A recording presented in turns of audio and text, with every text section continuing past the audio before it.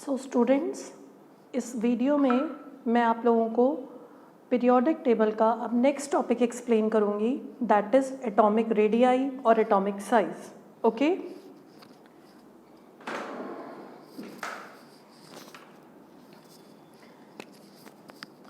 देखिए atomic radii क्या होता है students. First of all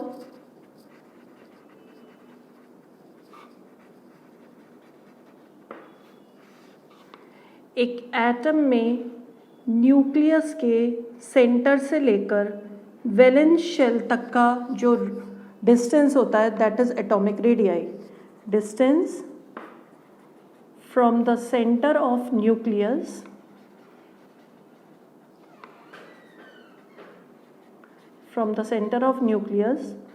to the valence shell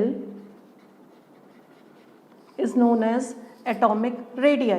okay, अब एटॉमिक रेडियाई को स्टूडेंट्स किस तरीके से स्टडी किया जाता है वो समझाती हूँ मैं आपको। एटॉमिक रेडियाई एक्चुअली में एग्जैक्ट वैल्यू मेजर ही नहीं हो सकती।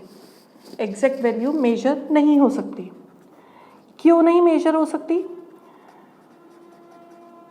क्योंकि एक एटम स्टूडेंट्स बहुत स्मॉल एंटिटी है, बहुत ही स्मॉल, तो उसको इंडिविजुअली स्टडी करना डिफिकल्ट है।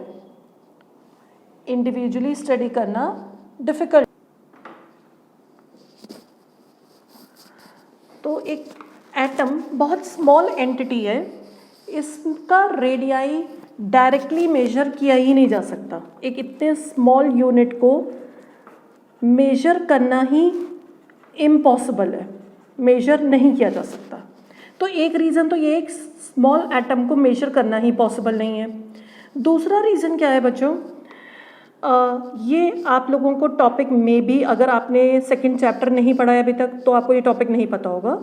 सेकंड चैप्टर में स्टूडेंट्स हमने एक टॉपिक पढ़ा था, हेजनबर्ग अनसर्टेनिटी प्रिंसिपल। इस टॉपिक में जो ये हेजनबर्ग साइंटिस्ट थे, इन्होंने ये बात बोली थी कि एक इलेक्ट्रॉन तो न्यूक्लियस के अराउंड शेल्स में मूव करते हैं, ये बात तो सबको पता है। एक इलेक्ट्रॉन का जब वो मूव करता है तो उसकी एक पोजीशन भी होती है और कुछ मोमेंटम भी होता है उससे रिलेटेड। तो हेजनबर्ग ने ये कहा था कि किसी भी इलेक्ट्रॉन की एग्जैक्ट पोजीशन और एग्जैक्ट मोमेंटम कैलकुलेट ही नहीं किया जा सकता, पॉसिबल ही नहीं है एग्जैक्ट कैलकुलेट करना। उसमें हमेशा कुछ अनसर्टेनिटी रहेगी, उसकी वैल्यू में कुछ अनसर्टेनिटी रहेगी। मे बी इतना प्लस वैल्यू आ रही है या इतनी माइनस आ रही है, कि जैसे सपोज इलेक्ट्रॉन को आपने यहाँ लोकेट किया तो एग्जैक्टली इलेक्ट्रॉन यहाँ नहीं था, या तो वो इतना इधर था या इधर था, एग्जैक्ट पोजीशन लोकेट ही नहीं हो पाती। तो अगर, और ये प्रिंसिपल करेक्ट भी था, तो अगर एक इलेक्ट्रॉन की एग्जैक्ट पोजीशन डिटरमाइन ही नहीं हो रही है तो इसका क्या मीनिंग निकला? जब हमें यही नहीं पता कि इलेक्ट्रॉन प्रेजेंट कहाँ है एग्जैक्टली, तो हम यहाँ से लेकर यहाँ तक का डिस्टेंस क्या मेजर करेंगे? जब हमें ये बात ही नहीं पता कि इलेक्ट्रॉन इस टाइम यहाँ पर है, उसकी एग्जैक्ट पोजीशन नहीं पता, तो हम डिस्टेंस भी कैसे मेजर कर सकते हैं? अगर पोजीशन में अनसर्टेनिटी है तो यानी कि डिस्टेंस में भी अनसर्टेनिटी आएगी, रेडियाई में भी, ठीक है ना। तो इसलिए एक एटॉमिक रेडियाई की एग्जैक्ट वैल्यू निकालना तो पॉसिबल ही नहीं। तो फिर हम एटॉमिक रेडियाई को कैसे पढ़ते हैं? जब हम एटॉमिक साइज पढ़ते हैं कि ये इसका कम है या ज़्यादा है, तो हम कैसे पढ़ते हैं? तो एटॉमिक रेडियाई को स्टडी करने के लिए बच्चों क्या किया जाता है कि एक एटम किस टाइप की बॉन्डिंग कर रहा है, उसके बेसिस पे रेडियाई मेजर किया जाता है। किस टाइप की बॉन्डिंग कर रहा है, हर एटम कोई ना कोई बॉन्डिंग तो करेगा ही। अब देखिए क्या क्या पॉसिबल है, या तो वो कोवलेंट बॉन्डिंग कर रहा हो, तो जब वो कोवलेंट बॉन्डिंग कर लेगा तब हम उसका रेडियाई मेजर करेंगे, तो उस रेडियाई को बोला जाएगा कोवलेंट रेडियाई। दूसरी पॉसिबिलिटी है वो मेटलिक बॉन्डिंग कर रहा हो, तो जब वो मेटलिक बॉन्डिंग करेगा तब हम स्टडी कर सकते हैं उसका मेटलिक रेडियाई। थर्ड पॉसिबिलिटी है वो इन दोनों में से कोई सी भी बॉन्डिंग नहीं कर रहा था, सिर्फ weak van der Waals force लग रहे थे, तो उससे जो हम रेडियाई मेजर करेंगे उसे बोला जाएगा वॉन डर वाल रेडियाई। ठीक है। तो अब मैं पहले आपको ये तीनों टाइप की बॉन्डिंग क्या होती हैं वो एक्सप्लेन करती हूँ। बॉन्डिंग बता रही हूँ पहले मैं आपको। कोवलेंट बॉन्डिंग बच्चों आप सबको ही पता है, ये बात तो आपने पढ़ी हुई है 10th क्लास तक। Covalent bond is formed by sharing of electrons. Sharing electrons की होती है बच्चों, और आप ये बात ऑलरेडी पढ़ चुके हैं। इलेक्ट्रॉन्स अब आपने पढ़ लिया ये बात, इलेक्ट्रॉन्स कहाँ प्रेजेंट है? ऑर्बिटल में। कहाँ? ऑर्बिटल्स। तो ये एक ऑर्बिटल है मान लो, ये दूसरा ऑर्बिटल है जिसमें इलेक्ट्रॉन प्रेजेंट है। हाइड्रोजन का एक ऑर्बिटल, हाइड्रोजन का दूसरा, हाइड्रोजन का एक ऑर्बिटल, इनके बीच में ये शेयरिंग हो गई, ये बन गया कोवलेंट बॉन्ड।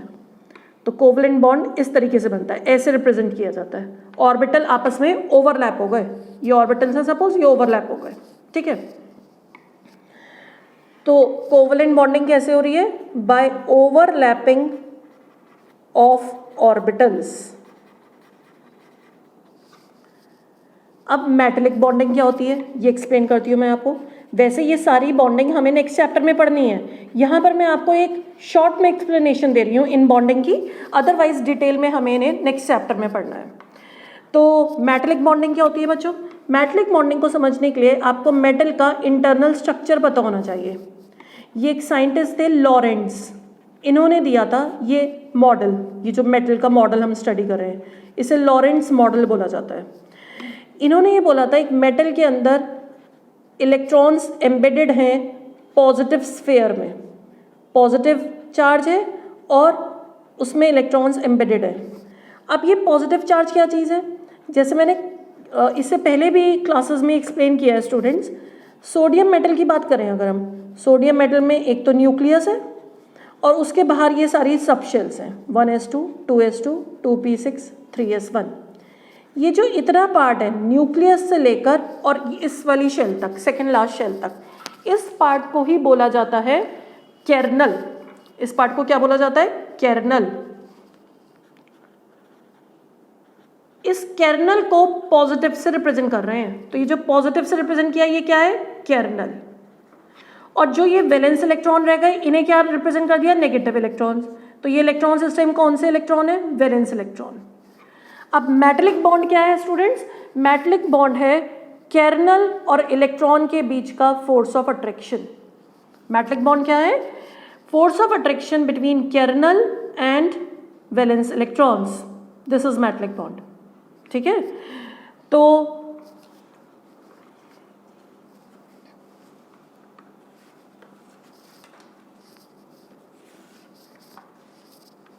मैं आपको एक्सप्लेन कर रही हूं कि अब मेटेलिक बॉन्डिंग क्या है?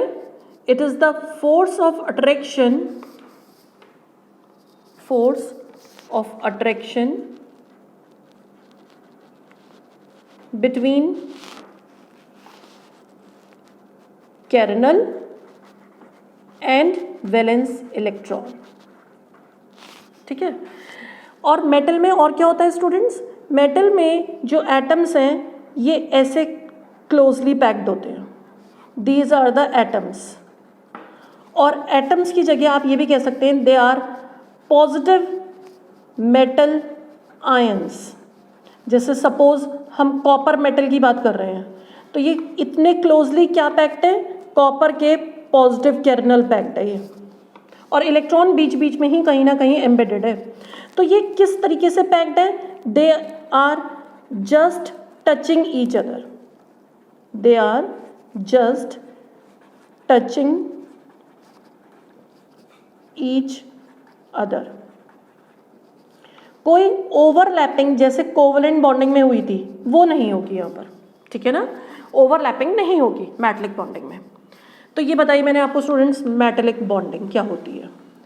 नेक्स्ट है वॉन डर वाल फोर्सेस क्या होते हैं स्टूडेंट्स। अभी आप जब नेक्स्ट चैप्टर पढ़ेंगे तो आप उसमें यही पढ़ेंगे अलग अलग टाइप की बॉन्डिंग्स, ठीक है। जितनी भी टाइप की बॉन्डिंग आपने अभी तक पढ़ी है, ये हम आगे भी पढ़ेंगे, उन सब में वीकेस्ट फोर्स यही है। बॉन्डिंग क्या होती है बच्चों?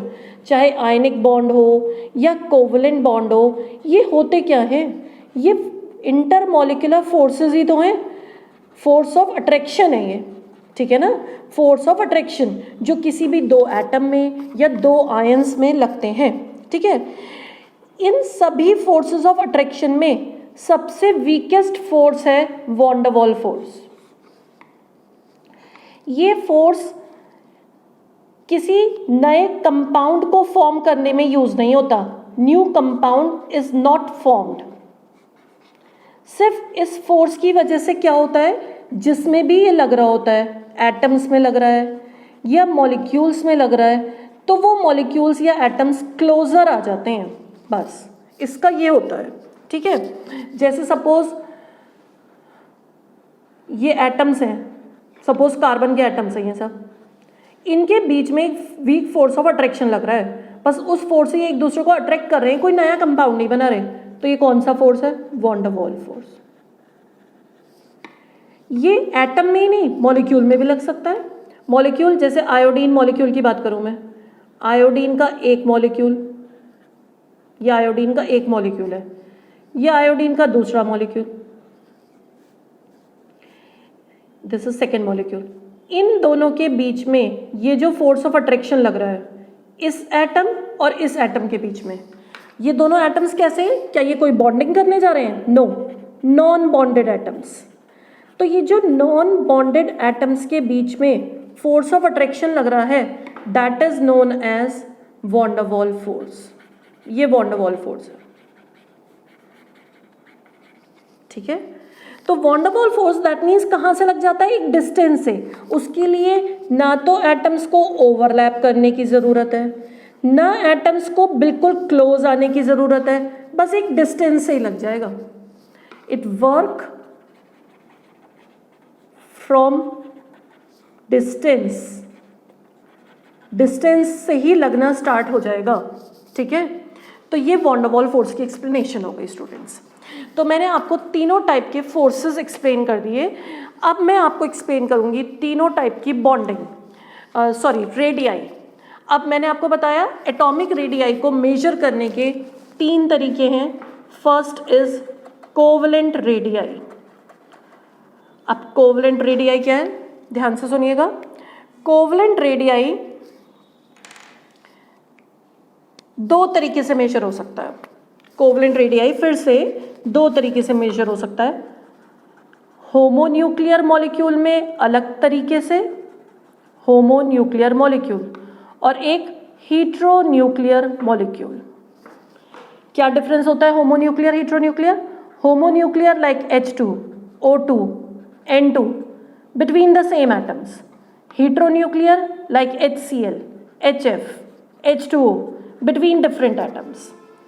अब पहले मैं होमोन्यूक्लियर का एग्जाम्पल लेती हूँ। फॉर एग्जाम्पल H2 मॉलिक्यूल ये ऐसे बना है, ओवरलैपिंग ऑफ ऑर्बिटल से। यहाँ से लेकर यहाँ तक के न्यूक्लियस का डिस्टेंस, इसे बोला जाता है inter nuclear distance. This is inter nuclear distance, एक न्यूक्लियस से दूसरे न्यूक्लियस तक का डिस्टेंस, और इसका कर दीजिए हाफ, इतना part. This is covalent radii. So what is covalent radii? Covalent radii of a homonuclear molecule, covalent radii of an atom in homonuclear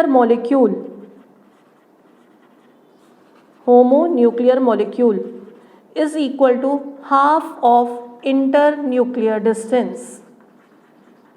इस डिस्टेंस को क्या बोला जा रहा है? Internuclear distance. इसका half is covalent radii. But इस तरीके के रेडियाइज को एक्सप्लेन करने के लिए इनकी कोई खास डेफिनेशन नहीं है, सभी एक जैसे दिखेंगे। डायग्राम ड्रॉ करना जरूरी है, कोई एग्जाम्पल लेना, ठीक है। ऐसे ही मान लो Cl2 का निकालना है, तो क्लोरीन का मॉलिक्यूल फॉर्म हो गया, इंटरन्यूक्लियर डिस्टेंस मेजर कर लिया, उसका हाफ कर दिया, कोवलेंट रेडियाई आ गया। इसे कोवलेंट रेडियाई क्यों बोल रहे हैं? क्योंकि इस एटम ने कोवलेंट बॉन्डिंग की है और उस बॉन्डिंग के बाद हम इसका रेडियाई मेजर कर रहे हैं, ठीक है। अब मैं एग्जाम्पल लेती हूँ एक हीट्रोन्यूक्लियर का HF में बच्चों ये भी कोवलेंट बॉन्ड है, तो ओवरलैपिंग से बना है। लेकिन ये डिफरेंट साइज क्यों बनाया? क्योंकि दोनों एटम डिफरेंट साइज के हैं। हाइड्रोजन स्मॉलर एटम है, फ्लोरीन बड़ा एटम है। इस डिस्टेंस को अभी भी क्या बोलेंगे? Inter nuclear distance.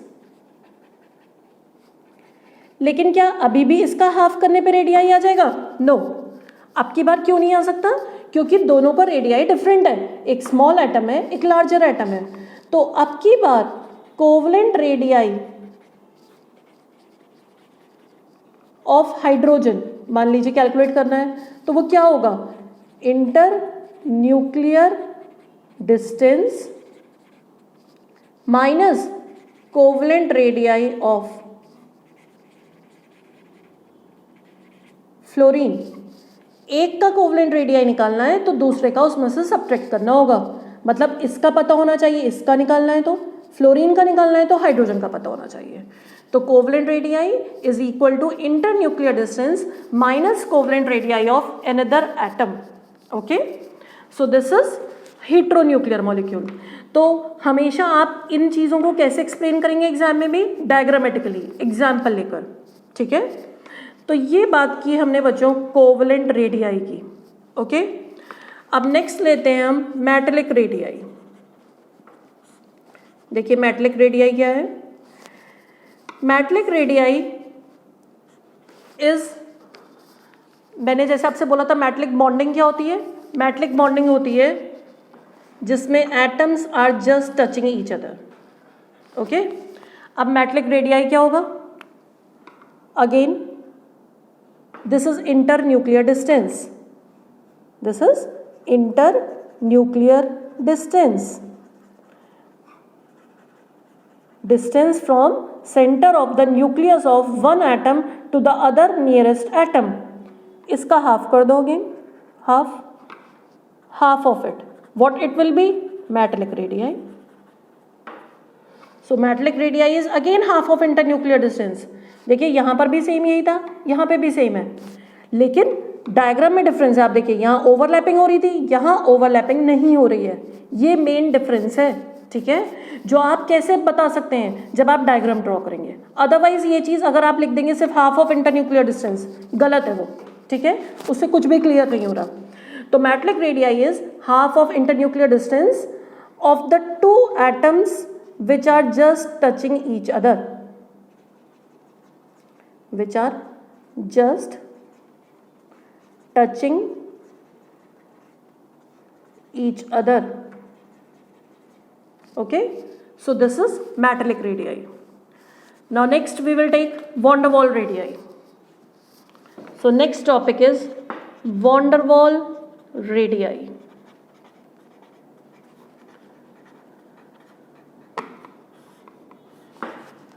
Von der Waal forces के लिए मैंने आपको भी आयोडीन का एग्जाम्पल लिया था, हम फिर से वही एग्जाम्पल लेते हैं। Iodine, one molecule another molecule, this is one iodine molecule, this is another iodine molecule, and distance from the centre of this nucleus to the distance to this, ये वाला न्यूक्लियस का distance, this is inter nuclear distance. इस बार ये है inter nuclear distance, क्योंकि van der Waal force तो यहीं से लगने स्टार्ट हो गए। इसका हाफ कर दो, that is van der Waal radii. Again van der Waal radii क्या है? Half of inter nuclear distance. But ये जो इंटर न्यूक्लियर डिस्टेंस है वही चेंज हो रहा है हर बार, तो रेडियाई भी चेंज हो रहा है। तो स्टूडेंट्स ये हमने क्या स्टडी किया? तीन तरीके के रेडियाई। तो हमें एटॉमिक रेडियाई को इन तीनों टाइप में क्यों स्टडी करना पड़ा? क्योंकि कोई भी एटम एग्जैक्ट रेडियाई मेजर करना उसका पॉसिबल ही नहीं है। तो एटॉमिक रेडियाई को हमने तीन तरीके से पढ़ा, covalent radii, metallic radii, van der Waal radii. तो अब एक एटम कैसी बॉन्डिंग करता है उसके हिसाब से उसका रेडियाई निकाला जाता है। अगर कोई कोवलेंट बॉन्डिंग कर रहा है तो कोवलेंट रेडियाई निकाल दिया, मेटेलिक बॉन्डिंग कर रहा है तो मेटेलिक रेडियाई निकाल दिया। ठीक है ना? और ऐसा भी हो सकता है एक पर्टिकुलर एटम अलग अलग सिचुएशन में अलग टाइप की बॉन्डिंग शो कर रहा हो, ये भी पॉसिबल है। जैसे कॉपर का ही एग्जांपल ले लूँ मैं, अगर कॉपर मेटेलिक फॉर्म में है तो वो कौन सा रेडियाई शो करेगा? Metallic radii. कॉपर किसी कंपाउंड के दूसरे एलिमेंट के साथ, कॉपर किसी दूसरे एलिमेंट के साथ हो सकता है कोवलेंट बॉन्डिंग कर रहा है, तो उस टाइम आप उसका क्या करेंगे? कोवलेंट रेडियाई कैलकुलेट कर लेंगे। तो एक एटम का बच्चों, सेम एटम का अगर आप दो अलग अलग तरीके से रेडियाई मेजर कर रहे हैं, क्योंकि वो दो अलग तरीके से बॉन्डिंग कर रहे हैं, मान लीजिए एक बार आपने उसका कोवलेंट रेडियाई मेजर किया, एक बार मेटलिक, तो दोनों की वैल्यू भी डिफरेंट आएगी, सेम नहीं आएगी, थोड़ा बहुत डिफरेंस उसमें होगा, ठीक है ना। तो रेडियाइज की वैल्यू डिफरेंट होगी डिपेंडिंग कि वो कौन सी टाइप की बॉन्डिंग हो रही है। अब मैं आपको बताती हूँ, ये जो हमने 3 टाइप के रेडियाई पढ़े हैं, इनका ऑर्डर क्या होता है। हमेशा ये ऑर्डर रहता है बच्चों, कोवलेंट रेडियाई से ज़्यादा वैल्यू होगी मेटलिक रेडियाई की, और उससे ज़्यादा वैल्यू होगी वॉन डर वाल रेडियाई की। Now what is the reason? बहुत सिंपल रीज़न है जो मैं आपको स्टार्टिंग से एक्सप्लेन कर रही हूँ। कोवलेंट में atoms are overlapping each other, metallic bonding atoms are just touching each other, and in van der Waal radii atoms are at a distance from each other. Now half of it, half of this and half of this, तो radii increase ही तो हो रहा है, तो same यही reason है बस। Here orbitals are overlapping with each other. In this case atoms are just touching each other, atoms or atomic orbitals, and in this case atomic orbitals are at a distance from each other. So that's why always van der Waal radii will be largest in value, ठीक है, understood. अब अगर हम radii की बात करें कि radii कैसे वेरी करता है पीरियड में और ग्रुप में, एटॉमिक रेडियाई इन पीरियड में स्टूडेंट्स जब आप लेफ्ट टू राइट मूव करेंगे, तो लेफ्ट टू राइट मूव करने में पीरियड्स में क्या चीज़ कांस्टेंट रहती है? नंबर ऑफ शेल्स कांस्टेंट रहती हैं। अगर सेकेंड पीरियड है तो सेकेंड 2 ही शेल्स होंगी सब में। क्या इंक्रीज होता है हर स्टेप पे? Number of electron increase, her step पे 1-1 इलेक्ट्रॉन बढ़ता जाएगा, लेकिन नंबर ऑफ प्रोटॉन भी तो बढ़ेंगे जब एटॉमिक नंबर बढ़ेगा। नंबर ऑफ इलेक्ट्रॉन इंक्रीज हुए, प्रोटॉन भी इंक्रीज हुआ, लेकिन डिस्टेंस तो उतना ही है क्योंकि शेल उतनी है। तो इफेक्टिव न्यूक्लियर चार्ज कि न्यूक्लियर ने कितना पुल लगाया, वो क्या हो गया? इंक्रीज हो गया। Effective nuclear charge increase. तो अब न्यूक्लियस और ज़्यादा अट्रैक्ट कर रहा है इलेक्ट्रॉन्स को, तो एटॉमिक रेडियाई क्या हो गया स्टूडेंट्स? डिक्रीज। तो always atomic radii decrease in a period from left to right. Understood? Atomic radii will always decrease. Okay? Then what about in group? Group में क्या होता है? Group में students जब आप down the group आएंगे तो atomic radii पे क्या effect पड़ेगा? Atomic radii in a group will increase down the group. Group में आप down आए, what about valence electrons?